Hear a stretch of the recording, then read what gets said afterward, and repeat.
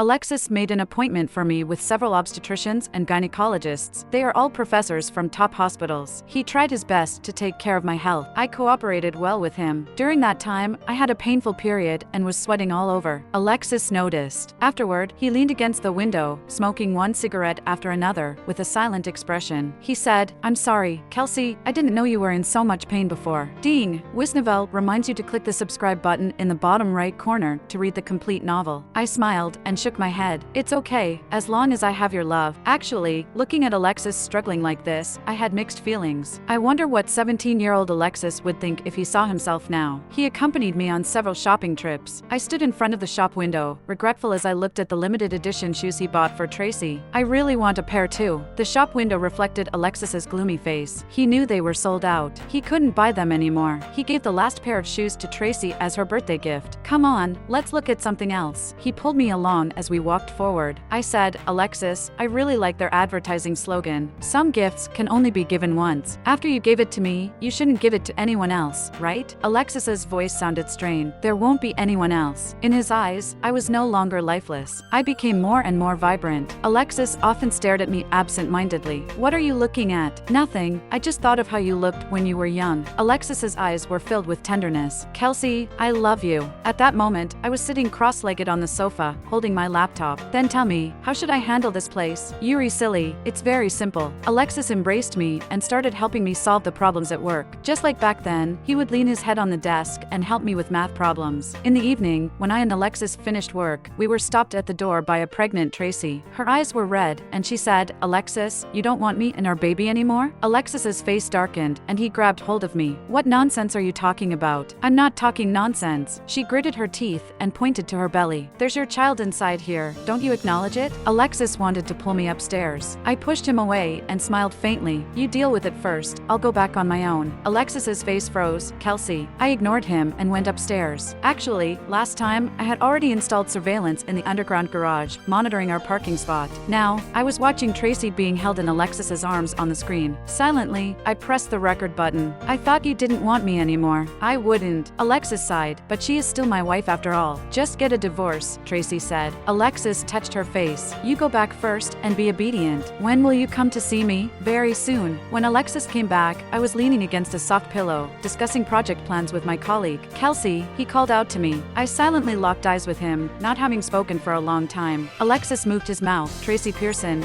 her boyfriend left her. She's not in a good mental state." I let out a sigh and laughed. "So that's how it is. I hope she's okay." I had heard enough of his stupid and damn lies. It would be better to listen to a stand-up comedy show to relieve boredom. Alexis walked over and handed me a cup of milk tea he bought downstairs. "It's still hot. Your favorite jasmine milk green tea." "I don't want it." I closed my laptop. "I quit drinking a long time ago." "Kelsey, don't you trust me?" "Not at all." I smiled and said, "We are in love, so I believe everything you say." Alexis wanted to say something, but didn't know where to start. "Alexis, do you have any regrets?" I asked. He didn't even blink. "Yes. I regret having any connection with Tracy Pearson." I had regrets too. I regretted having any connection with him. Work entered its busiest stage. I was often so busy that I couldn't even drink water. On Christmas Day, it started snowing outside. Alexis went on a business trip. I was driving on my way home. Over the phone, Alexis gave me instructions. "I'm not here, so you remember to take care of yourself. Wait for me to come back." "Yeah, I know." Passing through a busy intersection, suddenly a large truck, I don't know where it came from, rushed through the green belt on the opposite side, heading straight towards me. I instinctively turned the steering wheel. The car crashed into the guardrail. The airbag popped out. The huge impact caused ringing in my ears. For a while, I didn't realize I had been in a car accident. Over the phone, Alexis urgently shouted my name. Later, the doctor came and lifted me onto a stretcher. Looking at the vast expanse of white snow, I remembered that it was Tracy Pearson's birthday today. At that moment, I made up my mind. I left a divorce agreement for Alexis and left for good. I believed he would understand what I meant, either sign it or face a divorce lawsuit. 1 month after Kelsey Carrick disappeared, Alexis seemed to lose his mind, harassing all of her friends and family. As a result, news of his 3-year affair with Tracy Pearson spread like wildfire. Everyone sighed and said, desire is truly a deadly thing. With money and power, one seeks excitement. In the end, even his former self was lost. Alexis tore up the divorce agreement left by Kelsey and forced himself to get through the month. In January, Alexis received a new divorce agreement from Kelsey, who was far overseas. The The terms were much more detailed. It was evident that she had hired a professional legal team and was determined to divorce him. Alexis left Tracy Pearson, who was crying and causing a scene, and went abroad alone. He found Kelsey's biological parents, who had a mediocre relationship with her. After listening, they said, "You betrayed the marriage, so we support her decision." Walking on the streets of a foreign country, he saw an elderly couple with gray hair, supporting each other and sitting on a bench in the park, watching the sunset. Alexis suddenly squatted down on the ground, in pain and anguish. Only at this moment did he realize what he had lost. Loving Kelsey had been his purpose for 20 years. Kelsey was like the nurturing soil for the roots of a plant. With her, he could grow and flourish freely, seeking a more beautiful sunlight. When she left, Alexis realized the piercing pain that came from deep within. It was a sign of decay. Without Kelsey, Alexis had nothing left. "Are you having conflicts with your wife?" Seeing Alexis's appearance, the elderly couple kindly asked. Alexis choked and said, "Yes, I made a huge mistake," then apologized and asked for her forgiveness. Alexis's heart skipped a beat, as if he saw hope, but the next second, the gray-haired old man smiled and said, "If she still loves you, you might succeed." The door to Alexis's heart, which had just opened, suddenly closed. He sank into the deepest hell. Yes, how could Kelsey still love him? During countless nights of self-deception, when he was indulging in pleasure with Tracy Pearson, he had already stabbed Kelsey in the heart with a knife. How could someone love their own assailant? Alexis returned to his country because someone told him that Tracy Pearson was going to give birth. But now, he felt disgusted. He once said that Tracy Pearson was not worthy of being compared to Kelsey. And that still held true. She was not as capable as Kelsey at work, not as beautiful, and not as good in figure. The only thing she had to offer, initiative on bed, had now become cheap. Tracy Pearson argued with him. "When you loved me in the beginning, you didn't say that. You didn't even love Kelsey, but you still cared about her so much. Why can't you do the same to me?" After listening, Alexis only sneered. "I loved her for 20 years. What about you? Besides a few hundred scandalous photos, what else do you have?" This was the first time Tracy Pearson realized that even if she had obtained Alexis in this way, it was not a victory. In fact, there were no winners in this game. "I won't marry you." Alexis made it clear. "When the child is born, I will raise him and you leave." Tracy Pearson cried and protested for a long time, but only received Alexis's impatient slamming of the door as he left. "I woke up in the hospital after the car accident and stayed there for a long time. In December, the lawyer flew in to see me. I handed over the evidence to him. You've been through a lot recently," the lawyer said with a smile. "You're one of the few clients who have remained mentally strong. Most wives break down during the evidence collection phase." I thought for a moment and said, "If we successfully recover the shares and assets he gave to Tracy Pearson, I will have a significant say in the company. You will have a lot of influence." The lawyer finished my sentence for me. "Okay, thank you." On the day I was discharged from the hospital, I went to our old high school. It was on this stage that Alexis confessed his love to me when we graduated. There was still a yellowed photo of us on the school wall. I found the administrator and took the photo down. "Are you keeping it as a memento?" the administrator asked. I shook my head and said, "No, we're getting a divorce." The administrator looked regretful. "For so many years, every graduating class comes here for confessions. I heard it's all because of you too." I didn't expect. Yeah, I didn't expect either. I sighed and looked at the photo of the two young people with smiles on their faces. 18-year-old Alexis Fletcher and Kelsey Carrick must be feeling very sad seeing how things turned out today. As I was leaving school, I ran into Alexis. He was standing there, looking much thinner. "Kelsey." I looked up and said, "What a coincidence. Are you also looking for old photos?" "Yeah." I lowered my head, took a deep breath, and suddenly chuckled. "Alexis, there's no need for this. Kelsey, I won't marry Tracy Pearson. I will fight for custody of the child, and maybe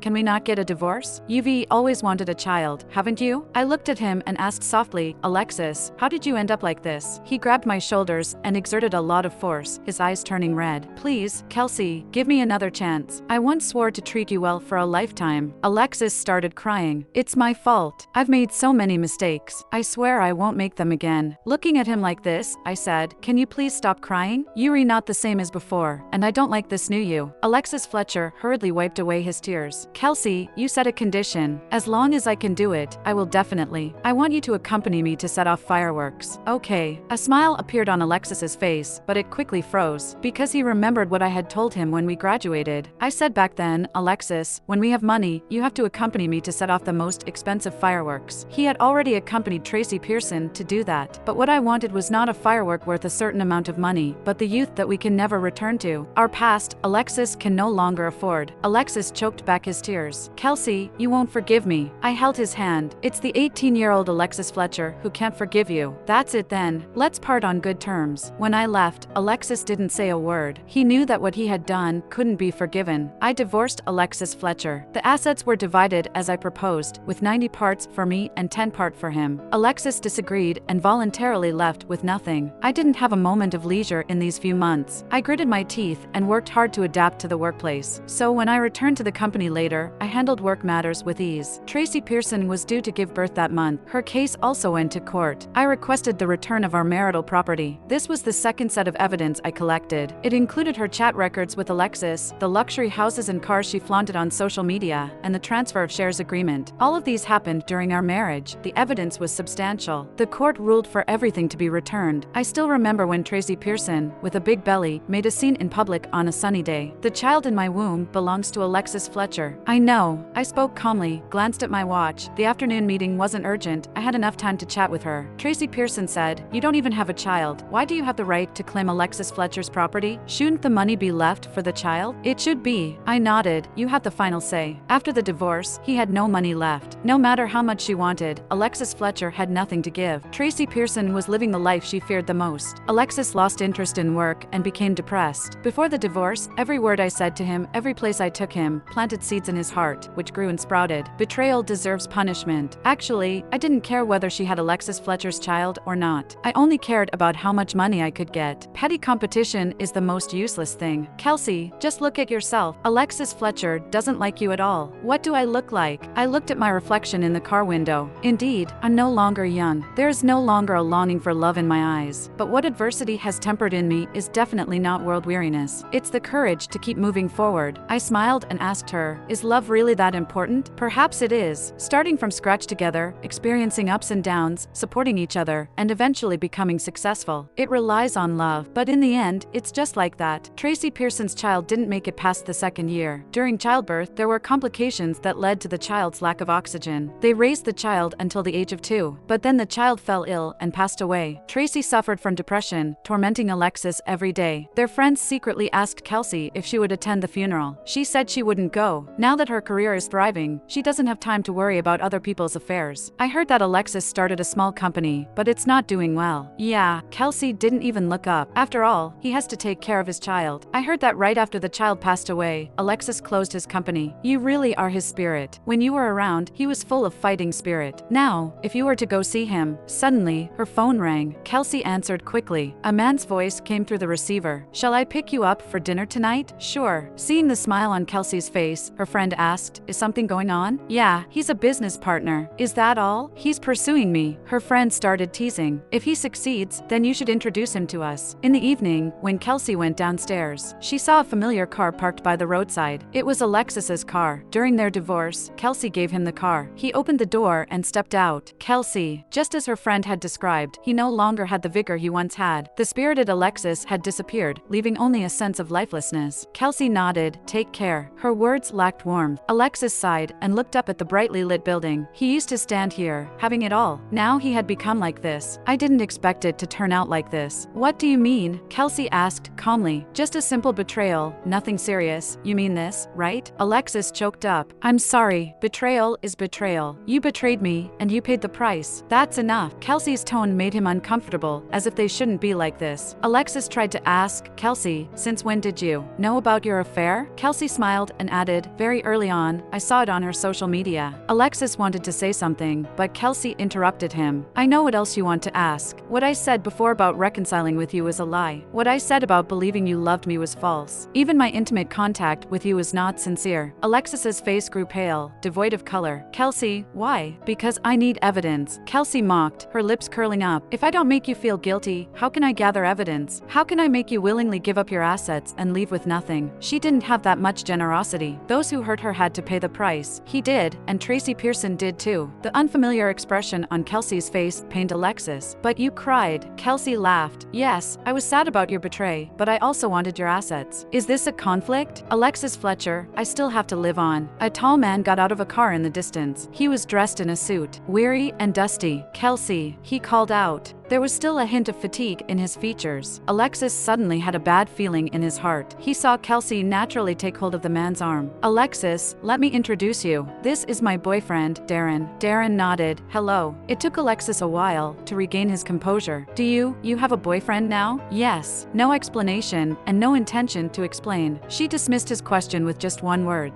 Darren held Kelsey's hand. "Are you done talking? Let's have dinner." "We're done." At that moment, when Kelsey turned around, Alexis felt an inexplicable panic. Kelsey turned back and saw the bouquet of red roses blooming on the backseat of his car. She understood his purpose for coming today. In fact, Alexis didn't even know what he was hoping for. Perhaps he should let her know why he came. He anxiously stared at Kelsey, waiting for a response. But Kelsey remained calm, turned her head again, and smiled at Darren. "Buy me a bouquet of roses. The most expensive ones. I already bought them." They were in the car. The two of them gradually walked away, seemingly discussing something pleasant and laughing. Alexis stood behind, watching their shadows. First, the shadows of him and Kelsey slowly merged together, short and fitting, just like when they were young. As Kelsey walked, their shadows gradually lengthened. At some point, they completely separated. The shadow on the ground belonged to an 18-year-old Alexis Fletcher. Up ahead, the shadow holding hands with someone belonged to a 30-year-old Kelsey Carrick, and he, forever lost in the dazzling 28, unable to move forward anymore.